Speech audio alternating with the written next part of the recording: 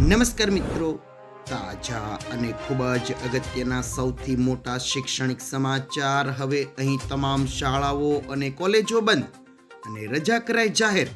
ગુજરાત સરકારનો સૌથી મોટો નિર્ણય અને શાળાઓમાં અપાય કડક સૂચનાઓ. ગુજરાતમાં અહીં તો લાગ્યો સંપૂર્ણ પ્રતિબંધ. હવે અહીં તો રોડ, રસ્તા, હાઈવે, બ્રિજ બધું જ બંધ. એટલું જ નહીં મિત્રો, અહીં તો 60 દિવસ સુધી બંધનું એલાન. ગુજરાત શિક્ષણ બોર્ડનો મહત્વનો નિર્ણય અને પીએમ મોદીને લઈને મોટા સમાચાર જાણતા પહેલા તમે જો ચેનલમાં નવા હો તો ખાસ મિત્રો આપણી ચેનલને ફટાફટ સબસ્ક્રાઇબ કરી લેજો, કારણ કે રોજના તાજા અને ઉપયોગી એવા શૈક્ષણિક અને અન્ય સમાચાર આખો દિવસના સમયસર અમે તમને આપતા રહીશું. વિડીયો પસંદ આવે તો લાઈક કરી દેજો અને વધુને વધુ આપના મિત્રોને ઝડપથી મોકલી આપજો. સર્વપ્રથમ ગુજરાતને મળી મોટી ભેટ અને દુનિયામાં વાગશે ડંકો. વડાપ્રધાન નરેન્દ્ર મોદીએ ગુજરાતના સાણંદ ખાતે CG Semi outsourced semiconductor assembly and test ફેસિલિટીનું ભવ્ય ઉદ્ઘાટન કર્યું છે. આ અત્યાધુનિક પ્લાન્ટ શરૂ થતાં જ કંપની હવે દેશ તેમજ વિદેશના અગ્રણી ગ્રાહકોને મેડ ઇન ઇન્ડિયા સેમિકન્ડક્ટર ચિપ્સનો પુરવઠો મોકલવાનું શરૂ કરશે. હવે વડાપ્રધાન ત્યાં ઉપસ્થિત ઉદ્યોગ સાહસિકો તથા યુવા એન્જિનિયરોની વિશાળ સભાને સંબોધિત પણ કરશે. આગળના મહત્વના સમાચાર. અને ગુજરાતમાં અહીં આભ ફાટ્યું. અમરેલીમાં આભ ફાટ્યું હોય તેવી પૂરની ગંભીર સ્થિતિ સર્જાય છે. જાફરાબાદના ધારાબંદર ગામમાં પૂરના પાણી ઘૂસતા ધારાસભ્ય હીરાભાઈ સોલંકી અને વહીવટીતંત્ર ઘટના સ્થળ પર પહોંચી બચાવ કામગીરીમાં જોડાયા હતા. તેણે પૂરના પ્રવાહમાં ઉતરી ફસાયેલા લોકોને સુરક્ષિત સ્થળે ખસેડી સરકારી શાળામાં આશ્રય અપાવ્યો છે. તેણે તરવૈયાની યાદી બનાવવા અપીલ કરી છે. તેમણે થોડી બાયપાસ પાસે પાણી ભરાવાને કારણે રાજુલા અને સાવરકુંડલા હાઈવે પર બંધ કરવાનો આદેશ કર્યો છે. વધુમાં પ્રાપ્ત થતા સમાચાર મુજબ વડલો ધરાશાયી અને હાઈવે પણ થયો બંધ. કોડીનાર અમરેલી સ્ટેટ હાઈવે પર સતત 5 દિવસનું વરસાદ બાદ વહેલી સવારે એક વિશાળ વડનું ઝાડ અચાનક રસ્તા પર ધરાશાયી થયું હતું.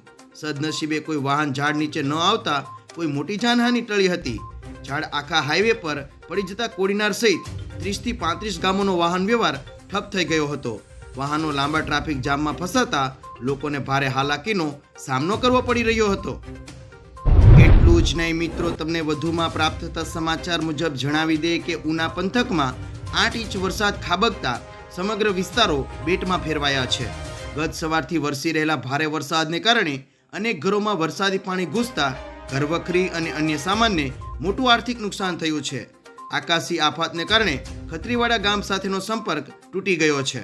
ભારે વરસાદને કારણે 2 ગામોને જોડતા માર્ગ પાણીના વહેણમાં ધોવાઈ જતા ગ્રામજનો સંપર્ક વિહોણા બન્યા છે. આજે પણ આ વિસ્તારમાં ભારે વરસાદની આગાહી કરવામાં આવી છે. એ જ રીતે અહીં રોડ, રસ્તા અને હાઈવે પણ કરાયા બંધ. તાપી જિલ્લામાં મેઘરાજાએ રૌદ્ર સ્વરૂપ બતાવ્યું છે. ભારે વરસાદને કારણે જનજીવન પ્રભાવિત થયું છે. વાલોડ અને ડોલવણ તાલુકામાં મેઘરાજાએ તોફાની બેટિંગ કરતા રસ્તાઓ નદીઓમાં ફેરવાયા છે. ભારે વરસાદને કારણે પંચાયત હસ્તકના કુલ 50 જેટલા ગ્રામીણ માર્ગો પર પાણી ફરી વળતા સંપર્ક કપાઈ ગયો છે. ડિઝાસ્ટર વિભાગ દ્વારા નીચાણવાળા અને વરસાદી પાણીમાંથી પસાર ન થવા માટે લોકોને સલાહ આપવામાં આવી છે. હવે અહીં 60 દિવસ માટે બંધનું કર્યું મોટું એલાન. રાજ્યના ઉત્તર ગુજરાતમાં પણ વરસાદી માહોલ શરૂ થતા અરવલ્લી જિલ્લાના બાયડ દહેગામ મુખ્ય માર્ગ પર આવેલા વાત્રક નદી પરનો ડાભા બ્રિજને 60 દિવસ માટે સંપૂર્ણ બંધ કરવાનો રાતોરાત મોટો નિર્ણય લેવામાં આવ્યો છે. ટેકનિકલ ઇન્સ્પેક્શનમાં બ્રિજની ગુણવત્તા અને માળખાકીય સ્થિતિ નબળી જણાતા કલેક્ટરે જાહેરનામું બહાર પાડીને વાહન વ્યવહાર પર પ્રતિબંધ મૂક્યો છે.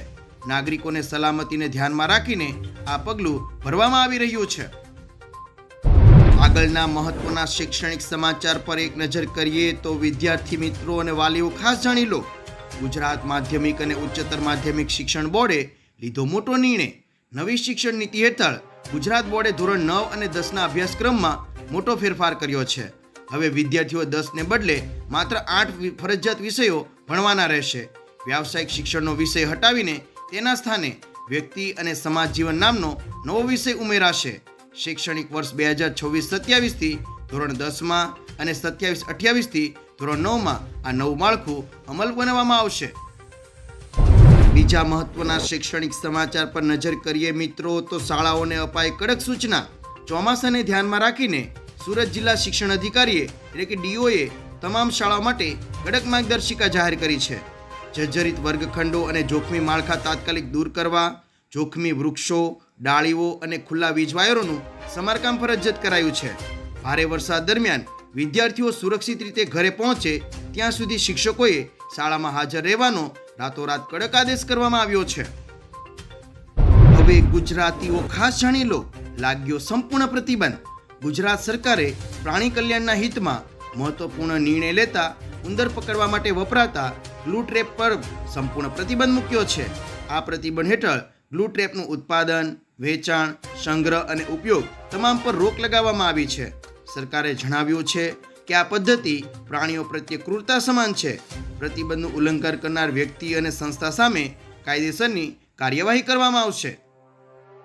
આગળના મહત્વના સમાચાર અને ગુજરાત સરકારનો સૌથી મોટો નિર્ણય. રાજ્ય સરકારે ખેડૂતોના હિતમાં જંત્રી આધારિત વળતરના અંત લાવી ઐતિહાસિક નિર્ણય કર્યો છે.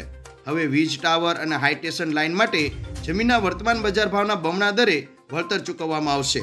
બજાર ભાવ નક્કી કરવા માટે ખાસ કમિટી બનાવવામાં આવશે. નવા ધોરણ મુજબ ગ્રામ્યમાં 30%, નગરપાલિકામાં 45% અને મહાનગરપાલિકામાં 60% વળતર મળશે, જે અગાઉથી એકસાથે ચૂકવી દેવામાં આવશે. આગળના સૌથી મોટા શૈક્ષણિક સમાચાર અને અહીં શાળા કોલેજોમાં રજા કરાઈ જાહેર. દેશમાં મેઘરાજા તોફાની બેટિંગ કરી રહ્યા છે. આજે મહારાષ્ટ્ર, કેરળ, પશ્ચિમ બંગાળ અને ઓડિશામાં રેડ એલર્ટ જારી કરાયું છે.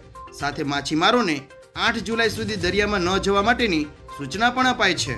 મુંબઈ અને આસપાસના વિસ્તારમાં ભારે વરસાદને કારણે બીએમસીએ બપોર બાદ શાળાઓ અને કોલેજોમાં રજા જાહેર કરી છે. યુપીના કાનપુરમાં ભારે વરસાદે 15 વર્ષનો રેકોર્ડ તોડી દીધો છે. 3 જુલાઈના રોજ કાનપુરમાં 108 જેટલો mm વરસાદ નોંધાયો હતો.